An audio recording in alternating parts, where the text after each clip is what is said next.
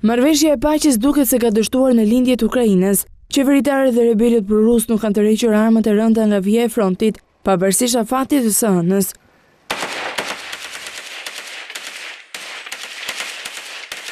Qeveria e Ukrainës deklaroi se nuk do të tërhiqeshin derisa luftimet të përfundojnë në qytetin e rrethuar Debaltseve, por si e shohin këtë situatë rebelët prorus. Ukraina citi janë 100 metra larg nesh. Forcat tona i kanë parë në periferitë të Debaltseve. Mbrëm 4 persona u plagosën dhe një tjetër humbi jetën. Udhëheqësit e Gjermanisë, Ukrainës dhe Rusisë diskutuan mbi krizën në një bisedë telefonike gjatë natës. Washingtoni akuzon Rusinë se po orkestron rebelët në lindjet Ukrainës, gjë e cila mohohet kategorikisht nga Moska. Ndërkohë Ukraina ka mirëpritur presidentin e Bundestagut për të gjetur një zgjidhje të situatës në lindjet Ukrainës.